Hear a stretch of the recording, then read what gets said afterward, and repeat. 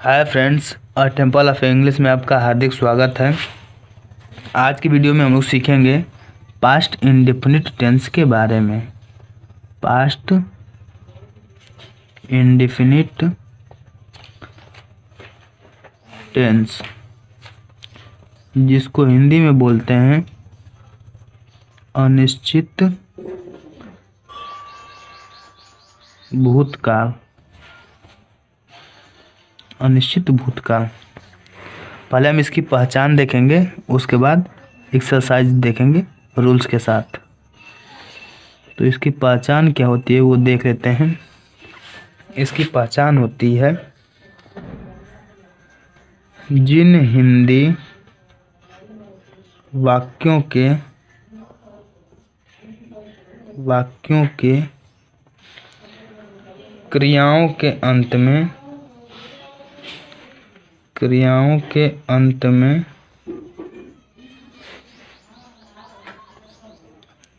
ता था, ती थी, ते थे अथवा या, ई, ये इत्यादि शब्द आए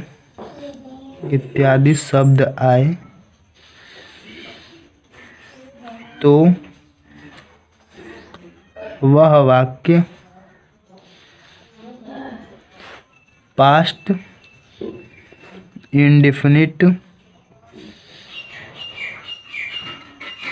टेंस का होता है।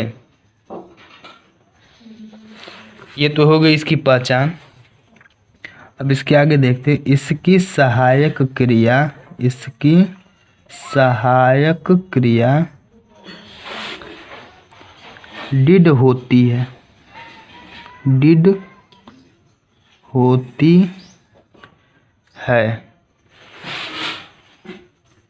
परंतु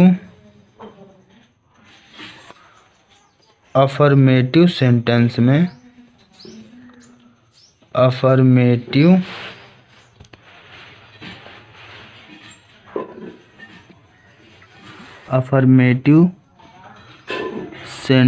में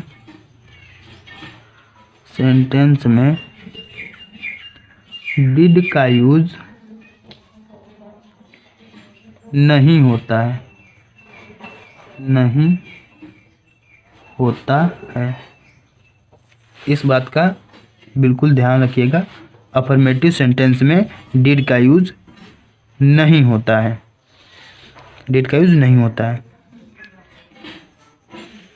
उसमें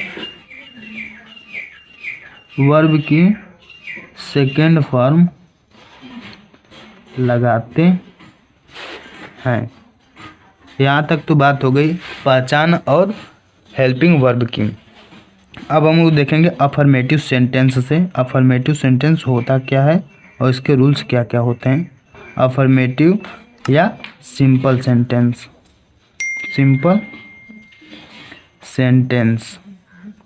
अफर्मेटिव या सिंपल सेंटेंस।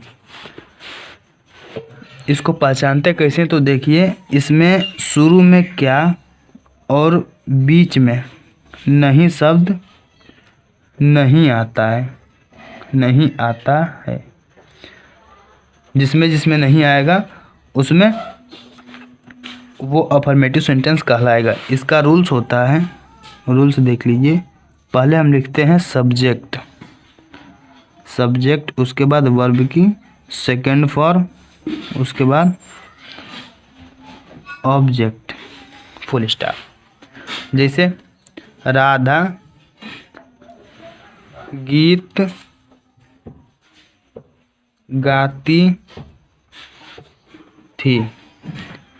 लास्ट में ती थी मिल गया और गाना वर्ब के लास्ट में ती थी, ता था, ते थे, ये सब मिल गया तो वह पास्ट इंडेफिनिट टेंस का होता है। इसको बनाने के नियम क्या है, शुरू में क्या और बीच में नहीं वर्ड नहीं आया है तो यह अफर्मेटिव सेंटेंस हुआ।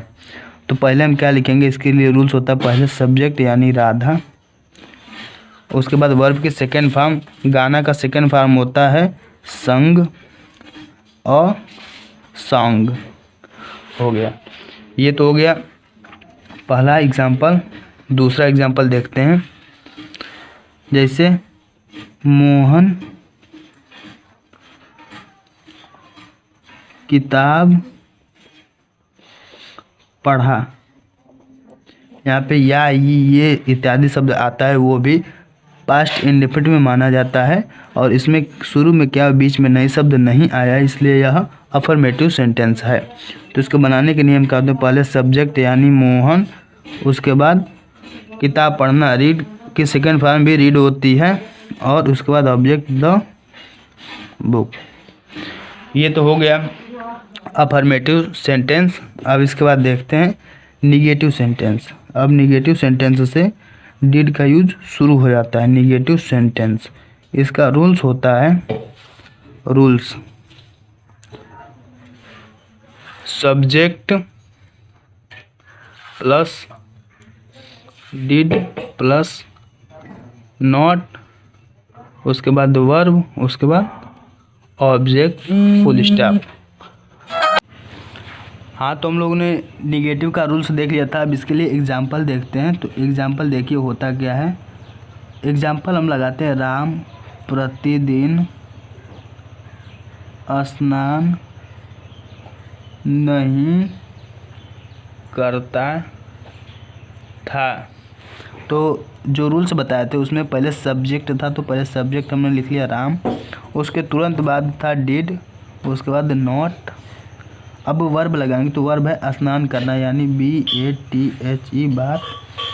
जो एक्स्ट्रा वर्ड होता है उसको हम सबसे लास्ट में लिखते हैं। Ram did not bath every day या daily, full stop.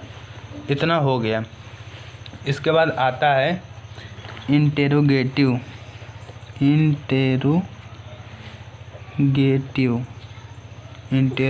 Sentence. Interrogative sentence की पहचान होती है, इसमें जो क्या वर्ड होता है वो बिल्कुल शुरुआत में आता है। शुरुआत में आता है क्या वर्ड बिल्कुल शुरुआत में आता है। तो इसके लिए रूल्स होता है, रूल्स अब बताने जा रहे हैं। रूल्स देखिए होता क्या है। शुरू में आ जाता है डिड वर्ड, उसके बाद सब्जेक्ट, उसके प्लस वर्ब प्लस ऑब्जेक्ट, और इसके जस्ट तुरंत बाद आ जाता है क्वेश्चन मार्क। अब इसके लिए एग्जाम्पल होता है क्या, देखिए, क्या राम पत्र लिखा, क्या राम पत्र लिखा। शुरू में क्या वर्ड आ गया और लास्ट में वर्ब में या ये इत्यादि शब्द मिल गया है, यानी यह पास्ट इंडेफिनिट टेंस है। तो अब इसके लिए करेंगे क्या, पहले हम लगाएंगे डिड हमने लगा दिया, उसके बाद आता है सब्जेक्ट हो गया राम। अब इसके बाद वर्ब जो होती है वो एकदम मेन फॉर्म में लगाई जाती है। तो इसके लिए वर्ब की फर्स्ट फॉर्म लगाएंगे, यानी राइट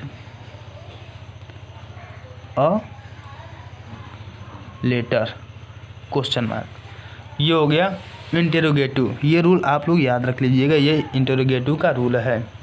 अब आता है इसके बाद इंटेरोगेटिव प्लस निगेटिव। इसके बाद आता है interrogative plus negative, interrogative plus negative.